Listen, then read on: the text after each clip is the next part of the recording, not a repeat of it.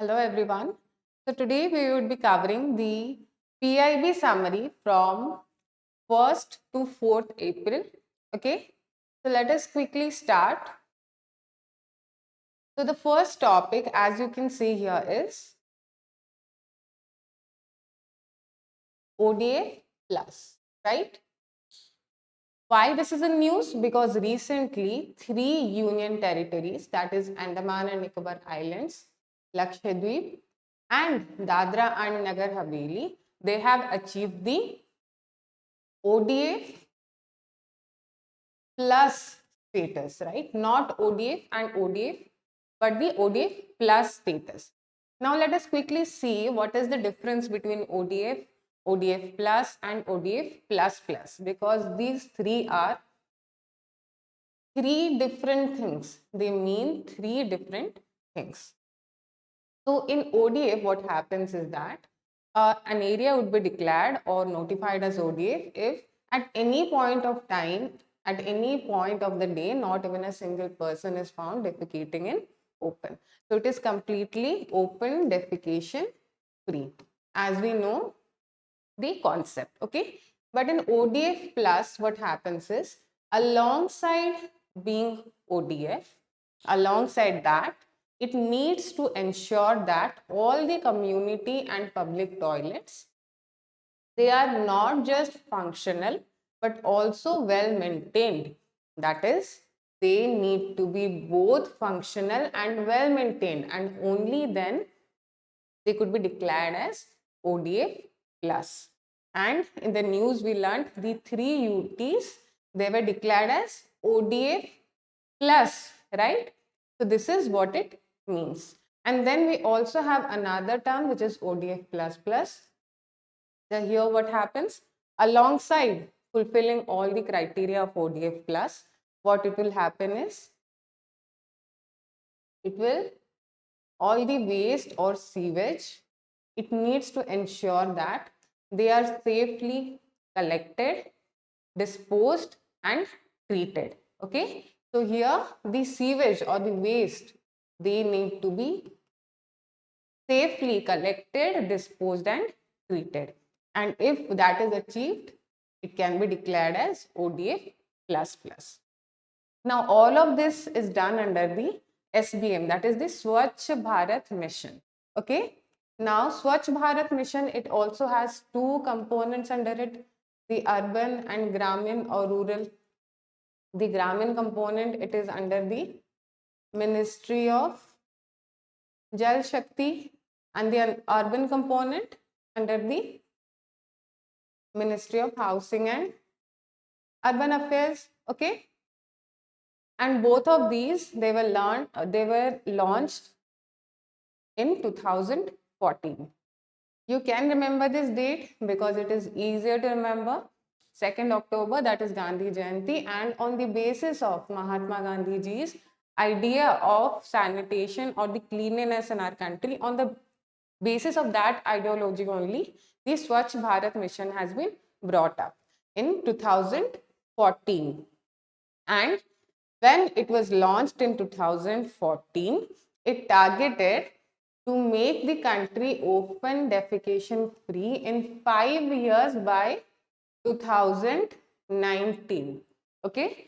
So it targeted that between 2014 to 2019, we will have a open defecation free country. And true to their words, on October 2nd, 2019, all districts across India declared themselves as ODF. And now, this is not the first time that the government of India has launched a scheme which is related to sanitation or cleanliness of the country. Previously also, there was a scheme named Nirmal Bharat Abhiyan. Okay. And it was launched in 1999. It was also launched on the same objective of bringing cleanliness and sanitation in the country. And by restructuring the same only, the SBM was launched in 2014. From the examination point of view, it is important for you to remember the launch year, and at the same time, if it has replaced or restructured any of the previous schemes, the duration of the scheme, all of these you need to remember, okay, from the examination point of view, because these questions are asked. Now let us go to, this was the background, now let us go to what was in the news. So these 3 UTs were declared ODF plus. Then in 1 year, we saw a 5-fold increase in ODF plus villages. The villages, they are covered under the Swatch Bharat Mission Gramin component. Okay. Then we have 510 Govardhan projects which have been completed under the SBM Gramin component. So you have to remember this 510. But what is this Govardhan project? So it is an abbreviation for galvanizing organic bio-agro resources dhan. So what happens here is the biodegradable waste is converted to compressed biogas. So we are converting waste to energy, and this is known as the Govardhan projects. Okay, and this 510 such projects have been completed under SBM Gramin. Now, what is the allocation or the budget for the same? So for 2023-24, 52,049 crore rupees it has been budgeted by all states and UTs for the phase 2 of SBM Gramin. Okay, now the phase 2 activities are going on. The phase 1 ended in 2019. It started in 2014 and ended in 2019. And then in 2020, we have started the phase 2 of the SBM Gramin. And for the activities under the same for 2023-24, an amount of 52,049 crore rupees has been budgeted.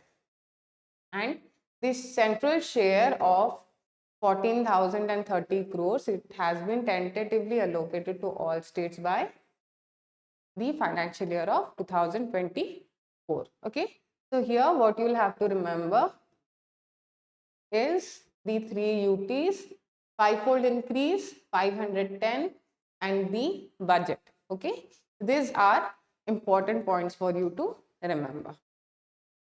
Now let us go to the next news. So defense, the topic of defense as in itself is not very important from the examination point of view, but when we see exports, it becomes important. So recently the defense exports, it has reached an all-time high. Okay, it has reached an all-time high of 15,920 crores in the fiscal year of 23, which is 2022-23.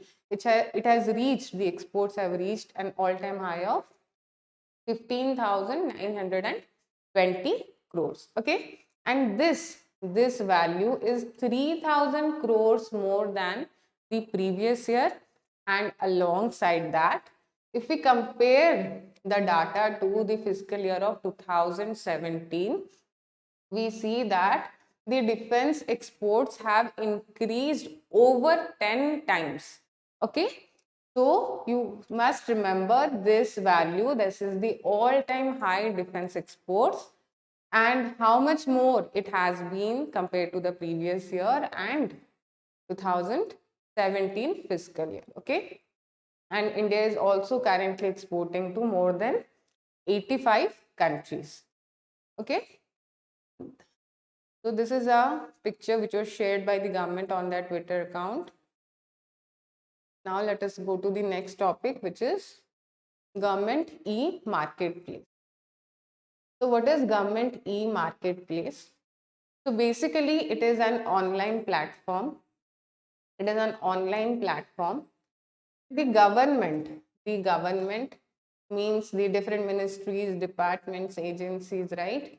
the PSUs, all of them, what they do is they procure from this online platform known as the government e-marketplace, and it is under the Ministry of Commerce and Industry, and it was launched in 2016. Okay, and we also have certain rules and regulations under it, like a minimum of 25% it needs to be procured from the MSMEs. In this, 3% needs to be from the women entrepreneurs and 4% from the SC/ST entrepreneurs. Okay, so these values are also important and it might come in your mains. From the prelims perspective, it is usually the news that might come up, but currently you can see that the questions are becoming more difficult, and whenever you are reading any sort of news, you should also have a little bit of background knowledge regarding the same. So let us see what is in news. So the gross merchandise value in the government e-marketplace, it crossed 2 lakh crores in the fiscal year of 2023. And since its inception in 2016, the cumulative government e-marketplace gross merchandise value, it has surpassed 3.9 lakh crore. Okay, and what was the number of transactions? It is 1.47 crores. Okay, so these three are important. These three values are important for you to remember. And one thing which is also essential and is mentioned here is that whenever there is a procurement being done from this online portal, there is a minimum savings of 10% that is achieved. And when the government is spending on anything or is procuring anything, whose money is it spending on? Whose money is it? It is the public money, of course. So if there is any sort of savings that we see, it is the saving of the public money. And through this platform, 40,000 crores worth of public money has been saved. Okay, so this is about the government e-market place. Now let us go to the next topic, which is Mahila Samman Bachat Patra or Mahila Samman Savings Certificate. So this is a new savings certificate which was announced recently in the budget of 2023-24, right, by the finance minister to commemorate the Azadi Ka Amrit Mahotsav. Okay, so this new savings certificate has been announced. Now we have to see what are the nitty-gritties of this savings certificate. So the maximum deposit that is allowed in this savings certificate is rupees 2 lakhs. Okay, and the tenure of the scheme is 2 years. The interest rate is 7.5% per annum, and there is also facility of partial withdrawal after 1 year. Okay, so you need to remember these points: 2 lakhs of maximum deposit, tenure of 2 years, 7.5% interest rate, and partial withdrawal available after 1 year. And this savings certificates has been made available in the 1.59 lakh post offices. So anyone who wants to invest in this savings certificate, they could go to the post office and get the same. Okay, this is a new savings certificate and it is important for you to remember its details. Now the next topic, which is Yuva Sangam. So as all of you know, India is a very diverse country, right? We are diverse in our language, in our food, in our culture, in our perspectives, right? So to bring unity in this diversity, and also taking inspiration from another previous initiative, that is Ek Bharat Shreshth Bharat, which also focused on the same aspect, that is increasing the unity in diversity of our country. The Yuva Sangam has come. Okay. So what is this Yuva Sangam? What happens here is youth in age of 18 to 30 years, what they will do is 45 to 50 people, groups of 45 to 50 people would be created, and they would travel across different states in the country, know about the different cultures across the country, and create a sense of unity in diversity. Now there are five broad areas that are emphasized in the Yuva Sangam, which is tourism, traditions, development, technology, and most importantly, the people to people connect. So it is important for you to remember these five broad areas. Okay. And this is not the first time this is being conducted. This is the phase 2. The round 1 or phase 1 has already completed with with around 1200 youngsters from 22 states of India and through 29 tours. And in phase 2, which started on April 2023, it is expecting participation of about 1,000 youngsters from 23 states. Okay, so the Yuva Sangam, it has been brought to increase the spirit of unity and diversity in a highly, grossly diverse country like India. Okay, then we will come to the GST revenue collection. Okay, so all of you, I believe, know what is GST, right? It has different components like CGST, IGST, SGST, right? So when there is a intrastate transaction, right? Let us say that there is a country, let's say Maharashtra. So someone within Maharashtra is selling a product to another person within Maharashtra. So what will happen is here there will be CGST and SGST that would be applicable. Whenever you go to some sort of restaurant or you buy something, you see there are two components, right? Let us say that the total GST applicable for a product is 18%. So you see that it is given 9% CGST and 9% SGST, right? So this will go to the center and this will go to the state.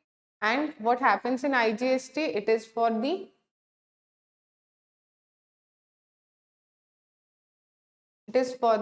interstate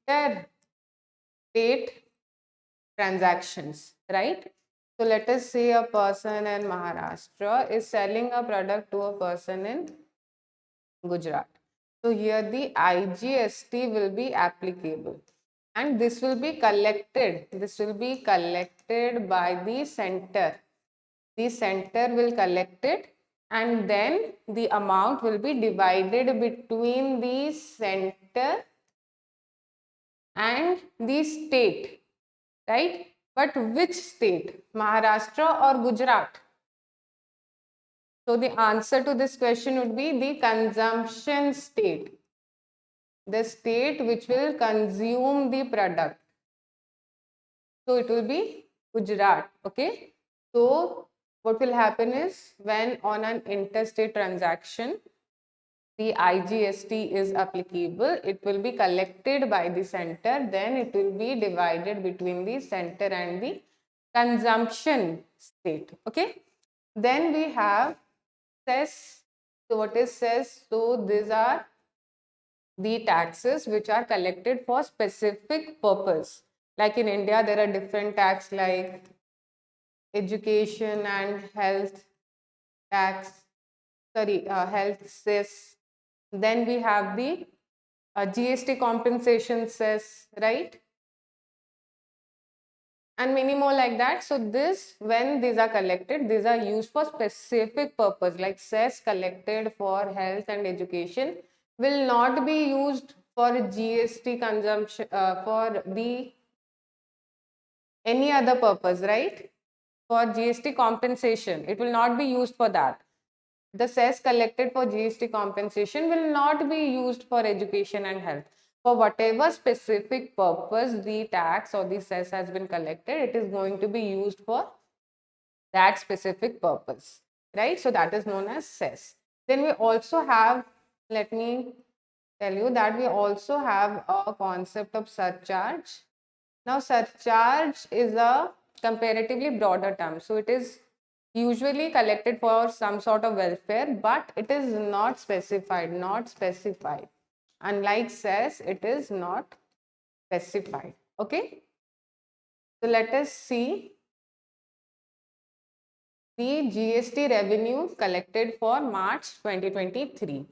So the collection for this month of March 2023 was 1,62,122 crores of rupees. This was the GST revenue collected for March 2023.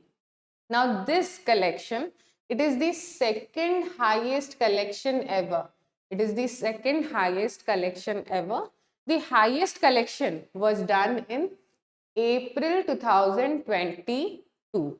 However, this is also the second time, it is also the second time that the GST revenue collection has crossed 1.6 lakh crore. Okay, so do not confuse this to be the highest ever collection. It is the second highest ever collection and also the second time that the GST revenue collected has crossed the 1.6 lakh crore mark. But alongside that, it has another important perspective here that for the last 12 months in a row, for the last 12 months, every single month, the collection of GST revenue has been more than 1.4 lakh crores. Okay. And let us see some other facts given here.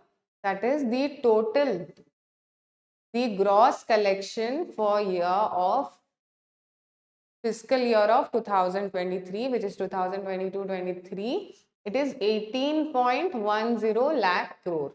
So this is for the month of March 2023, and this is the gross collection, the total gross collection for the complete fiscal year of 2023. So the average collection was 1.51 lakh crore, and the gross revenue that was generated in the fiscal year of 2023 was or is 22% higher than the last year. Okay. And you can see that there are specific values given of SGST, IGST, cess, okay, and CGST. So you do not need to exactly memorize these values, but you should have a faint idea of about what amount this is. Like this is around 29,000, 82,000, 3710, and you should also remember which is higher than what. Like the IGST, it is highest, followed by SGST, CGST, and the cess. Okay. Then let us go to the next topic, which is public debt management. Okay. So under the Ministry of Finance, there is a public debt management cell. Under the Ministry of Finance, Department of Economic Affairs, Budget Division, there is a public debt management cell. And this public debt management cell, it has been bringing out quarterly report on the debt management of our country on a regular basis from or since quarter 1 of fiscal year of 2011. So since one of 2011, this public debt management cell, which is under the Ministry of Finance, it has been bringing out quarterly report on the debt management of our country. Okay. So let us see this quarter, that is the quarter 3 of fiscal year of 2023, what report or what details it has put forward. So the government debt liability, it has rose by 2.6% to 150.95 lakh crore rupees. Okay. And the public debt, it accounts for 89% of total outstanding liabilities. Okay. Then nearly 28.29% of outstanding dated securities, it has had a residual maturity of less than 5 years. Then government has raised through dated securities, okay, it has been able to raise 3,51,000 crore rupees.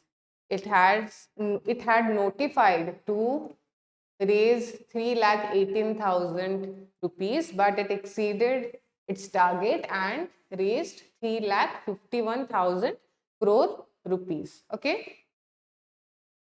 So you don't need to, there are a lot of details here. You don't need to remember all of it, but you still should have an idea, like rupees 85,377.9 crore, it is due for redemption, which is due for redemption, has been repaid on the maturity date. Okay. Then the weighted average yield of primary issuance, it is currently 7.38%, and it has increased from 7.33%, it has increased to 7.38%. Then the weighted average maturity of new issuance of dated securities, it has also increased to 16.56 years. And then we have the net daily liquidity absorption under the liquidity adjustment facility, right, including MSF and the SLF. It was 39,604 crore rupees. Okay. Then the interest rate on 10-year benchmark security, it is currently 7.33%. And the MPC, that is the Monetary Policy Committee, it has decided to hike the repo rate by 35 basis points from 5.9% to 6.25%. The MPC, it has already come up with its bi-monthly policy report. So we will cover it in detail in the coming lecture. For now, you don't need to exactly remember all of these values, but the MPC, it's whatever policy rate it will put in, it is important for you to remember all of the policy rates. And here, the most important for you to remember is this and the public debt accounts. Okay. It is like the public debt accounts, it is accounts for 89% of total outstanding liabilities, and that government's debt liabilities, it has rose by 2.6% to 150.95 lakh crore rupees. But at least once read all of these, have a faint idea just in case you have a question coming up, you would be able to recognize the answer, because in MCQ type of questions, you don't need to memorize the answer, right? You don't need to recall the answer. You would already have the answer there before you, and you just need to recognize the answer. Okay. So if you have read something at least once, you have seen something at least once, there is high chances that you will be able to recognize the answer. So even if you don't memorize it, at least look at it once. Okay. Then let us come to the second tourism working group. Now you know that the G20, India is the host for the G20 this year. So there are a lot of working groups, lot of meetings, conferences being conducted all over India. And what you'll have to remember here that they are being conducted in different destinations or locations as well. So what you need to remember here is the location where it is being conducted, which ministry is hosting it, and if it has any sort of theme, you also need to remember that. So let us see here the second. Now the first, second, third, there are also not that there is only one meeting of the tourism working group that is being conducted. There are various working groups that are going on. So you need to remember that the second tourism working group, it was conducted in the Siliguri, West Bengal, and it was hosted by the Ministry of Tourism. Okay. Then it had a side event, adventure tourism as a vehicle for achieving SDGs, that is the Sustainable Development Goals. Okay. Then we have the new concept of Mission Life, which is a sustainable life for the environment. So from 2022 to 2027, we are going to focus on changing our lifestyle, making it a point that we all of the human beings, all of the citizens present, we cooperate and create a sustainable lifestyle for the environment, right? Instead of finding problems to big solutions to big problems, we need to change step by step, and changing our lifestyle to a more sustainable measure is the first step or one of the most essential step towards it. Okay, then let us come to, so it is important for you to remember what mission life is. It is sustainable lifestyle for environment, and the duration 2022 to 2027. Okay, then let us come to the next topic, which is startups. So what is a startup?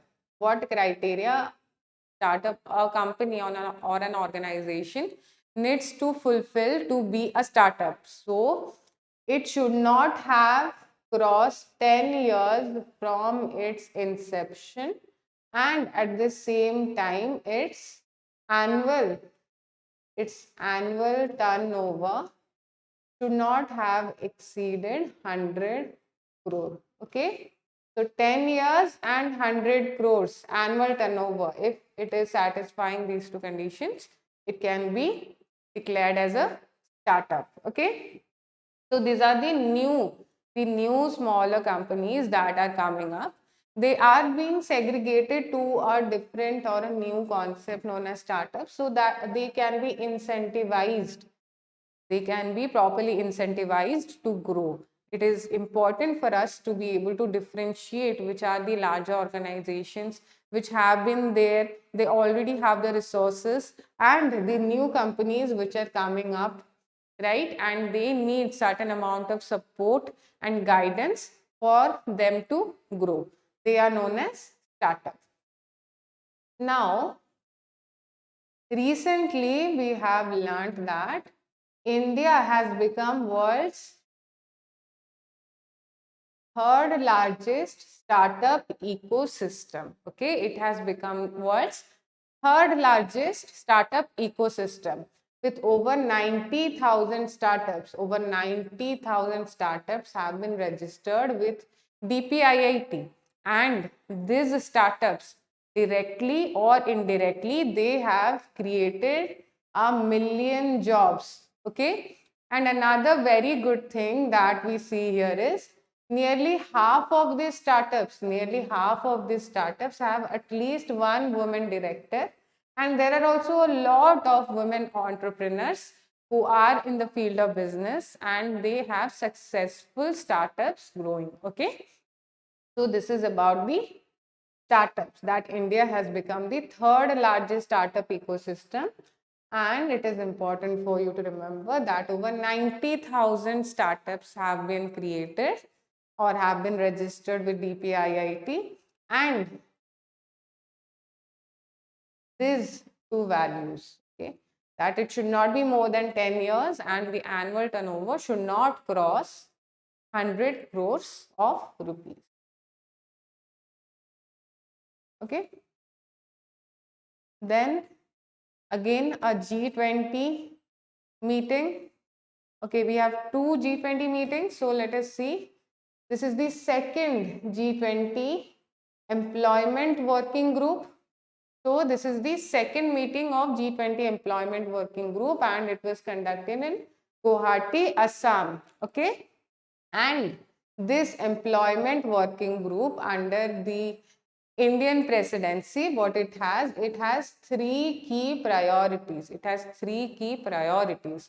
What are these? To address global skills gap, gig and platform economy and social protection, and sustainable financing of social protection. So these are the three key priority areas. The second meeting was conducted in Guwahati, Assam. Okay. This is important from your prelims perspective. You might see a question that where this working group meeting was conducted. Okay. Then the G20 Energy Transition Working Group. So both its first and second, both of its first and second meeting were conducted in Gandhi. Okay. The G20 Energy Transition Working Group. So both of their first and second meeting, it was conducted in Gandhinagar. Then we have G20 Empower meeting of Ministry of Women and Child Development. Okay. Okay. The energy transition was conducted by the Ministry of Mines. Okay. This you should also remember. The G20 Empower by Ministry of Women and Child Development. So what this empower word means, so this is an abbreviation for empowerment and progression of women's economic representation. So it is what it is promoting. It is promoting women entrepreneurship and how this a very conducive environment can be created for the women entrepreneurs to progress. Okay. So the G20 Empower meeting is related to the empowerment of women in the field of entrepreneurship. So where this meeting was conducted? So the second meeting was conducted in Thiruvananthapuram, Kerala. It is important for you to remember this destination or this location. And what was the theme? The theme of the meeting was Women's Empowerment, a win-win for equity and economy. Okay, this was the theme of the meeting. Let us go to the next topic, which is B20. B20 Conference in Northeast region. Now, what is this B20? It is also under the G20. B means business. Okay. So, B20 Conference is being held in Northeast region. So, the fourth conference was held in Kohima, Nagaland. Okay, and the previous three conferences where it were held, Imphal, Aizawl and Gangtok. So, what it is focusing on? It is focusing on the business community. And it is also focusing on business community in the northeastern region. It is promoting entrepreneurship and business in the northeast region. Excuse me. Okay. Now, who were the partners here? It was the CII, which is the Confederation of Indian Industries, the DPIIT, Ministry of External Affairs, and different state governments of Northeast region. Okay, this is all you need to remember here. Then let us come to the next topic, which is PM Divine. So what divine means? So there are in the India or in government schemes, you will find a lot of abbreviations. Okay, so this is also one of them. It is the development initiative for Northeast region. Okay, So it basically focuses on developing the Northeast region, which is PM Divine. So it is a central sector scheme, right? So there are different schemes which are central sector or centrally sponsored. So it is important for you to remember that it is a central sector scheme. So what will happen in central sector scheme is the Government of India, the central government, its own agencies will implement it, and the union list, any activities which is under the union list, it will be the funding for any activities under union list, it will be done by the center or the Government of India. That is a central sector scheme, and PM Divine is a central sector scheme. Okay, so the initial allocation for it was 1500 crores, but the total outlay is 6600 crore rupees. This is important for you to remember, the total outlay, which is 6600 crore rupees. The duration, it is 4 years from 2020 22 23 to 25 26. That is the remaining years of the 15th Finance Commission. Okay, and who will implement it? It will be implemented by Ministry of Development of Northeast Region, that is Ministry of Donor, excuse me, through Northeastern Council or central ministries or agencies. Okay, now what is the objective? As we learned, the objective is basically to create, since the northeastern region is geographically a bit isolated and it has difficult terrain as well, it becomes sometimes difficult to make the development schemes that is being done on the mainland to put it to the northeast region. It becomes little difficult.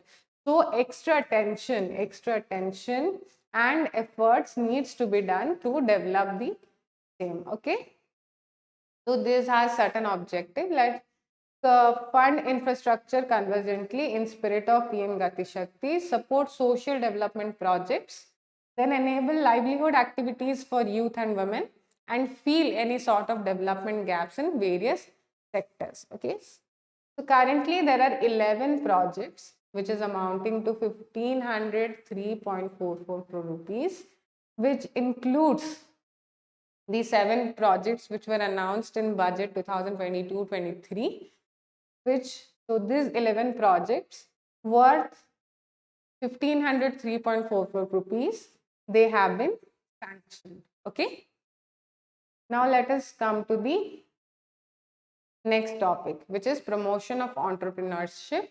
So we have this PTPNER. Okay, so what it means? It is promoting tribal products from Northeast region.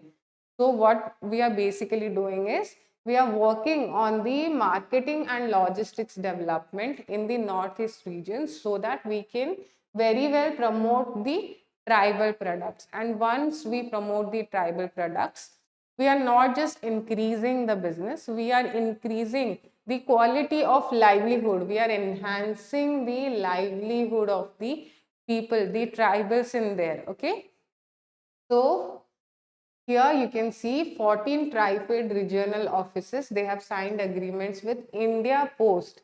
India Post will be their logistical partner for delivery of orders. Okay, and the orders, they would be generated on the e-commerce portal of Tribes India.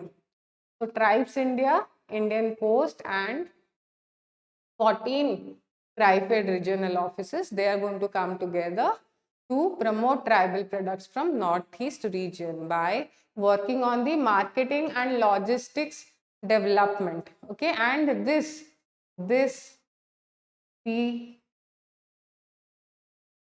promotion of entrepreneurship, that is promoting tribal products from Northeast region, it is expected to directly enhance livelihood of additional 6,000, at least 6,000 additional tribal people, artisans and producers across the Northeast, their livelihoods could be advanced by or enhanced by this scheme. Okay.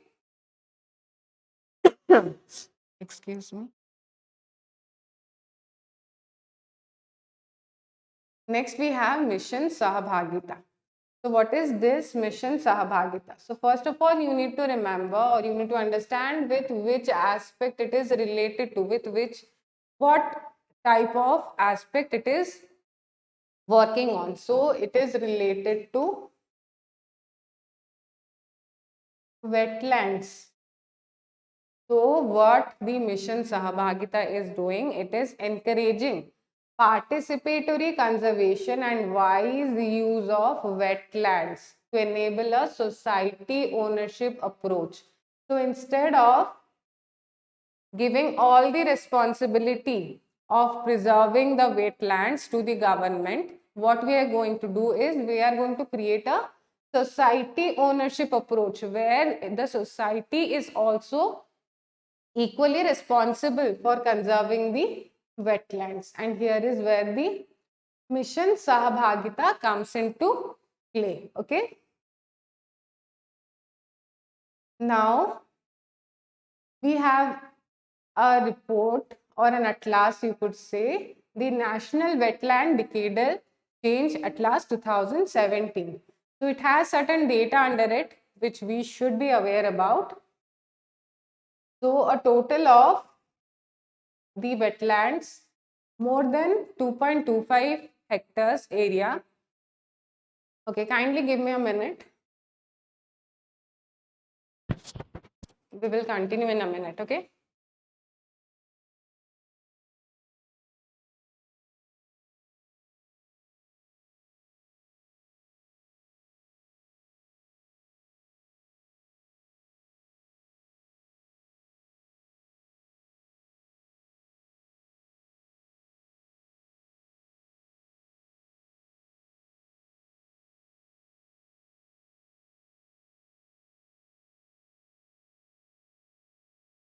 Okay, so the Mission Sahabhagita, it is related to the wetlands. Okay, and it focuses on the importance of the responsibility of the society as a whole to conserve and preserve the wetlands. Now we have an atlas, National Wetland Decadal Change Atlas, which was published by ISRO Ahmedabad. According to that, wetlands of more than 2.25 hectares, wetlands with an area of more than 2.25 hectares, there are 2,31,195 such wetlands in India. And the total wetland area is 15.98 million hectares, which is 4.86% of the geographical area of our country. And India has 75 Ramsar sites with an area of 1.33 million hectare. And at the same time, from 2006-7 to 2017-18, what has happened is we have seen an increase in wetlands. So, the number by which the wetlands have increased is 18,810 more wetlands have been there, and the area by which it has increased is 0.64 million hectares. Okay. Let us go to the next topic, which is Paribesh portal. So what is this portal?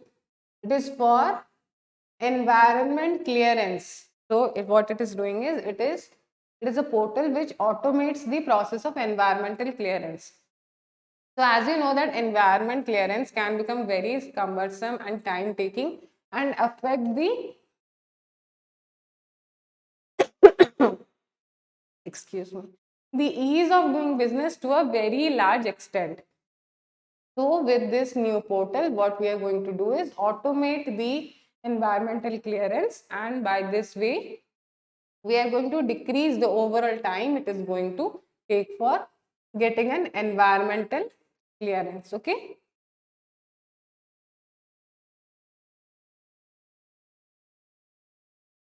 And it is under the Ministry of Environment, Forest and Climate Change. Okay, it is important for you to remember the ministries under which a specific portal or a scheme exists. Okay.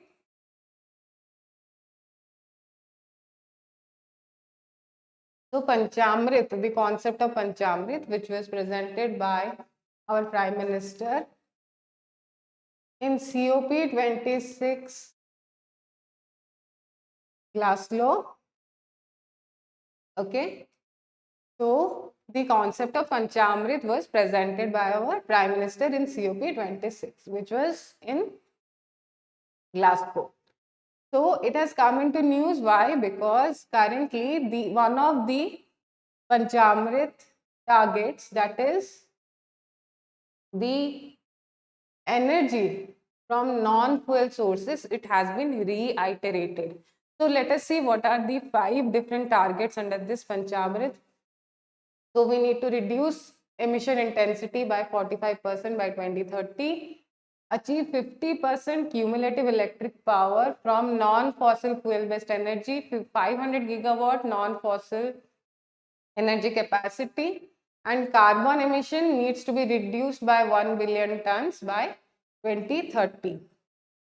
All of these targets are on the basis of 2030.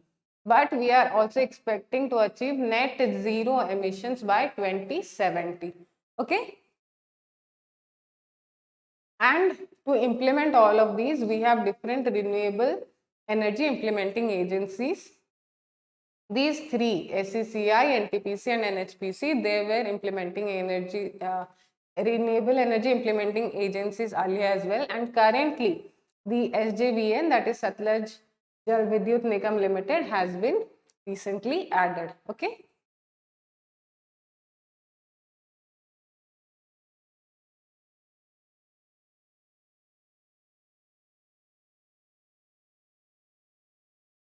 Let us come to the next topic, which is direct tax collections, which is also very important from an examination point of view. So the direct tax collection, it has exceeded for the financial year 2023, it has exceeded the budget estimates by 2.41 lakh crore, which is 16.97%. Okay. And you have respective values of direct tax, gross direct tax, its growth, net direct tax collection, then corporate tax, personal income tax, refunds. Okay, all of these data are given here. So here there are few important things that you need to remember. That is the direct tax collection. It has exceeded the revised estimates by 0.69%. The gross direct tax collection is 90.68 lakh crore rupees, which showed a growth of 20.33%. The net direct tax collection, it is 16.61 lakh crore, growth of 17.63%. Corporate tax is 10 lakh 4,118 crore, 16.91% increase. Personal income tax is 9 lakh 60,764 crores with a growth of 24.23%. And then refunds of 3 lakh 7,352 crore has been issued, and it has also shown an increase of 37.42%. Okay. So here you need to remember that the corporate tax collection was higher than the personal tax, income tax collection. And you also need to remember the direct tax collection data, that is 19.68 lakh crore, its growth. Okay. And that the direct tax collection for this financial year has exceeded the budget estimates by this amount and by this percentage. Okay, so have a look at all of these values. and you would be able to, just like I said, you would be able to recognize them in the examination. Okay, so in the very first topic, we learnt about ODF plus, we learnt about actually ODF plus, ODF plus plus and ODF, all three of them, right? So here the SBM has come again into news. So we have discussed most of it, like the urban component, it came up in 2014. I said, like I said, you both of them came up in 2014, urban and Gramin component. So it has objective of open defecation free and the scientific management of municipal solid waste. And these are a few datas here. You could memorize it. Like total waste generated, it is 75% of the total waste generated is processed. And out of this number of words, in 89,699 words, 100% door-to-door collection of waste is done, and in this 100% source segregation is done. But just like I said, you don't need to remember. We do understand that from the examination point of view, it is important to remember facts and values, but that doesn't mean that we will remember every single fact that comes in your view. Okay, you need to manage which facts you need to remember and which facts you could miss and which facts you need to have an idea about. Okay, the the urban, the second phase started in 2021, and for that the outlay is 1,41,600 crores. Okay, and it has these components under it, like individual household latrines, community toilets, used water management, solid waste management, information, education, communication and behavior change, capacity building, and skill development and knowledge management. Okay. And then we have the Amrut 2.2. So it is the phase 2 of the Amrut Yojana or the Amrut scheme. So it was launched on October 2021, and it has an outlay of 2,77,000 crores of rupees. Okay. This is for the urban development. For the urban development, we have the SBM urban and we also have the Amrut scheme. Okay. Then we have already learnt about this in the first topic, so there is no need to repeat it. But there is one thing here, that is the phase 2. I told you that it was launched in 2021, but I did not mention the duration, which is 5 years till 2024-25. Okay. And this we have already learnt in the first topic. So let us go to the next topic, that is nearly 60% of households have been provided with tap water connections. So out of 9.43 crore rural households, 11.59 crore, which is 59% of households, now have tap water connection or tap water supply. So we have a scheme under which this tap water connections are being provided, which is Jal Jeevan Mission, and it was launched in 2019. And what was its target? That by 2024, it should be able to supply 55 liters of water per person per day to every rural household through functional household tap connection. Okay. So it is important for you to remember this 55 liters, the launch year and the target year, and currently nearly 60% of households have been already provided with tap water connection. Next we have PMKSY, excuse me, which is the Pradhan Mantri Krishi Sinchai Yojana. Okay. So it is a scheme which was launched in 2016.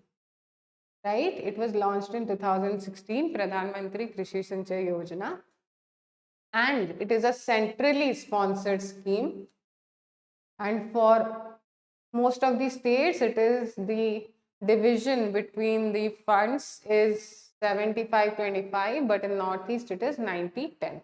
And it has been created by the amalgamation of 3 different schemes, which is Accelerated Irrigation Benefit Program, Integrated Watershed Management Program, and On Farm Water Management. And who is going to implement it? It is a decentralized mode of implementation through state irrigation plan and district irrigation plan. So by this, I believe you would have been able to understand why this Pradhan Mantri Krishi Sinchai Yojana has come up. It has come up with the objective to provide irrigation facilities, right? It is going to provide all the water requirements to the farmers, but that is not what it would end with. At the same time, it is going to help them understand and do the proper management of these water resources. Okay, and currently we have been able to learn that there are 24.35 lakh additional irrigation potential that was created under Pradhan Mantri Krishi Sinchai Yojana between 2016 and 2022. Okay, let us go to the next topic. E-Shram integrated with Umang mobile application. So this is because of which these two things have come into news. So what is E-Shram? So under the Ministry of Labour and Employment, the E-Shram database has been launched. So what it is going to do? It is going to have a database, have a national database of all the unorganized workers. It is important for you to remember that it is for unorganized workers only, and the unorganized workers aged between 16 to 59. Now, more than 28.78 crore organized workers have already registered on the portal. This is not very important to remember because this number is going to change, but you have to remember the allocation. So from 2019-22, 24-25, a total amount of 704.01 crore rupees has been allocated for the same. And currently it has been integrated with the Umang app, right? What is Umang? It is Unified Mobile Application for New Age Governance. So under that, it is the Umang app. It is under the it was created by MITI, and that is the Ministry of Electronics and Information Technology and the National E-Governance Division. Okay, so the E-Shram, it has been integrated with the Umang mobile application. Okay,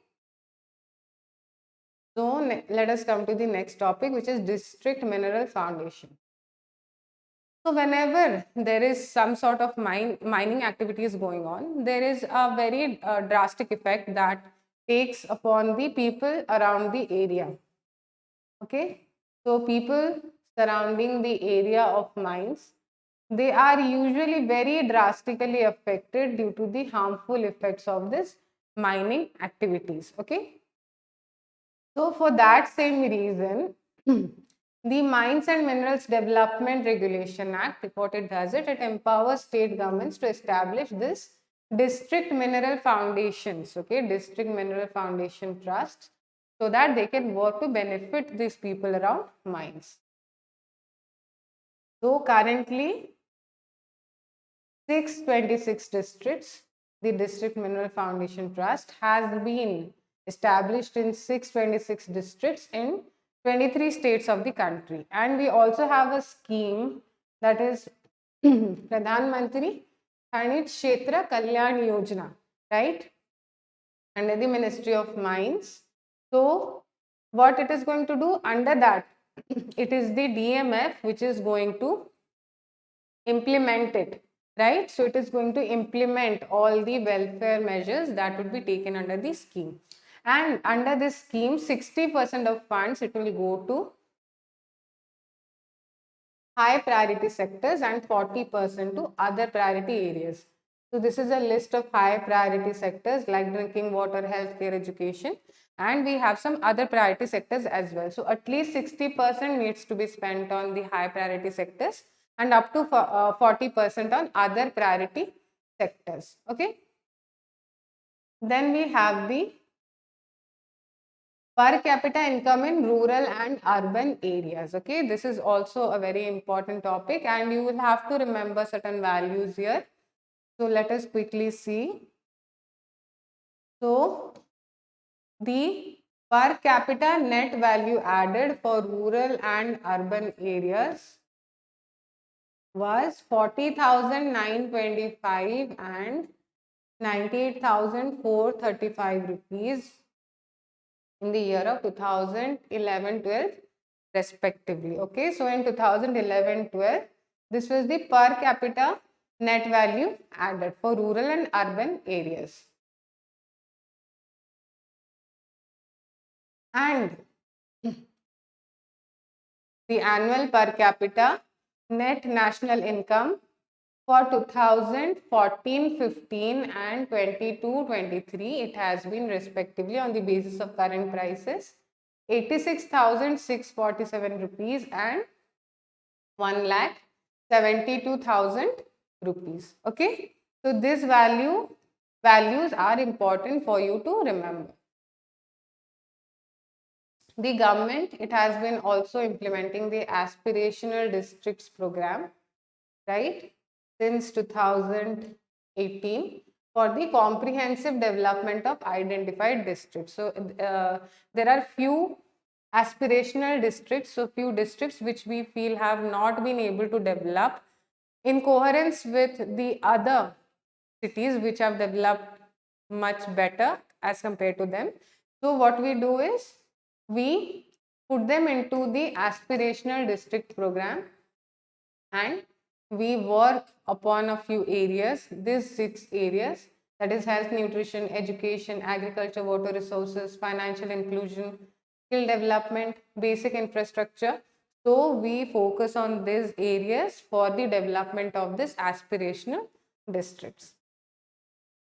Then we will come to the last topic, that is the PLI scheme for drone and drone components. This is the production linked incentive scheme.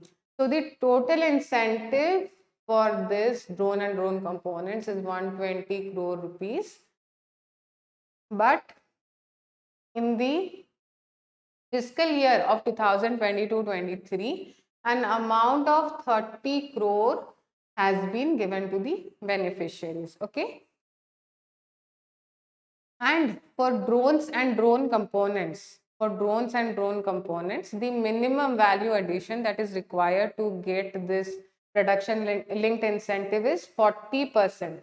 Unlike other industries which has 50% of value addition that they need to do, it is 40% for these drone and drone components organizations or companies or manufacturers.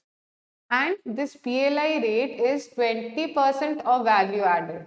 So the incentive would be based on value addition, that is what amount of product they are putting in minus the cost, that is the annual sales revenue from these minus the purchase cost.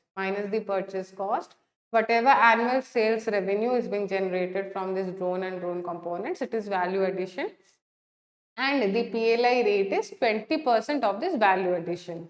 And the minimum value addition that needs to be done to get this incentive is 40%. And there is also a cap on the incentive that could be given, which is 25% of the total annual outlay. Okay, and until now, there are 23 PLI beneficiaries, which includes 12 drone manufacturers and 11 drone component manufacturers. They are going to benefit from this PLI scheme for drone and drone components. Okay, so these are all the news or the important news that had come up in the PIB from 1st to 4th April. That is important from your examination point of view, which we covered today. And in the next class, what we are going to do is we are going to cover the next part from 5th to 7th, from 5th to 7th April 2023, we are going to cover in the next lecture. Okay, and I will try to put some MCQs as well for this part which we learned today in the beginning of the next class. So make sure that you revise all of this so that you'll be able to easily answer the questions. Okay, so have a good day. Thank you.